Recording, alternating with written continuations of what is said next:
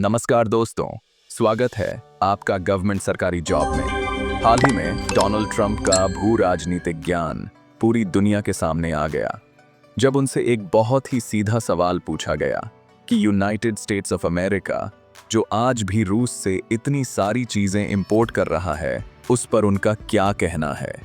इस पर ट्रंप के मुंह से बस यही शब्द निकल पाए, I don't know anything about it. मुझे इसके बारे में कुछ पता ही नहीं है। देखिए, कुछ समय पहले मैंने आपको बताया था कि भारत सरकार ने एक तरह से यूएसए की कथनी और करनी का अंतर सामने ला दिया था। एक तरफ तो यूएसए भारत को कहता है कि रूस से कच्चा तेल मत खरीदो, वहीं दूसरी तरफ यूएसए खुद बड़ी मात्रा में यूरेनियम, फर्टिलाइजर और केमिकल्स जैसी चीजें रूस से खरीद रहा है। क्यों? क्योंकि यह उनकी अर्थव्यवस्था के लिए जरूरी है।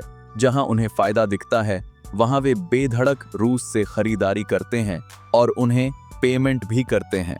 तो क्या अब ट्रंप अमेरिका पर ही प्रतिबंध लगाएंगे? ये सवाल तो बनता है। भारतीय रिपोर्टर का सीधा सवाल इसी बात को लेकर हाल ही में भारत की एक रिपोर्टर ने यह सवाल सीधे डोनाल्ड ट्रंप से पूछा और उसके बाद का दृश्य आपके सामने है। Reporter: India says that the US imports Russian uranium, chemicals, fertilizers while criticizing their energy imports. Your response to that, sir? Trump: I don't know anything about it. I'll have to check, but we will get back to that. कितना अजीब जवाब है। उनसे एक सीधा सवाल पूछा गया कि जब आप भारत पर आरोप लगाते हैं कि रूस से खरीदारी करने से यूक्रेन में लोगों की जान जा रही है, तो आप अपने देश के हित के लिए यही काम क्यों कर रहे हैं?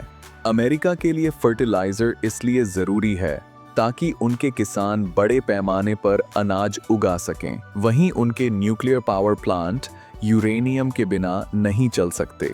ये एक बहुत ही मुश्किल और शानदार सवाल था, और जिस तरह से रिपोर्टर ने इसे पूछा, ट्रंप को यह कहने का मौका भी नहीं मिला कि उन्हें सुनाई नहीं दिया। ट्रंप को इसके बारे में कुछ नहीं पता? जाहिर है नहीं। ये बात अमेरिका में कई महीनों से चर्चा में है। अमेरिकी खुद आपस में बात करते हैं कि क्या ये हमारी हिपोक्रेसी नहीं है कि हम रूस से फर्टिलाइजर खरीद रहे हैं और बाकी देशों को कह रहे हैं कि तेल मत खरीदो। आपके सामने न्यूयॉर्क टाइम्स का एक आर्टिकल है जिसकी हेडलाइन है, यूएसए रूस की परमाणु एजेंसी को अरबों डॉलर का भुगतान कर रहा है।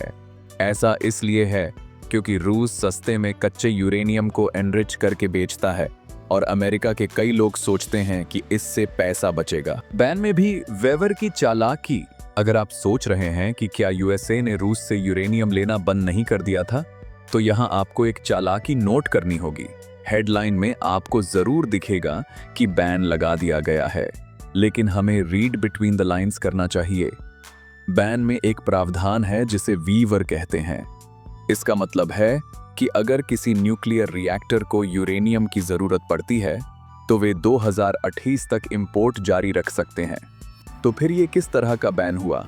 भारत ने भी खुले तौर पर यही कहा है कि जब यूएसए खुद रूस से सब कुछ खरीद रहा है तो फिर ये सब तर्क कहाँ जाता है? यूक्रेन बस एक बहाना? क्या इस पूरी बहस का असली मुद्दा यूक्रेन है? स्पीकर का मानना है कि नहीं। असली मुद्दा यह है कि भारत का कृषि बाजार अमेरिका के लिए खोला जाए ताकि अमेरिकी निर्यात आसानी से भारत में आ सके।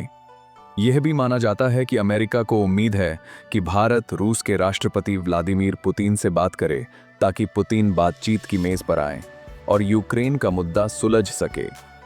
हाल ही में हमारे राष्ट्रीय सुरक्षा सलाहकार अजीत डोभाल के रूस दौरे के बाद यूएसए के विशेष दूत स्टीव वित्कफ और व्लादिमीर पुतिन के बीच एक महत्वपूर्ण बैठक हुई।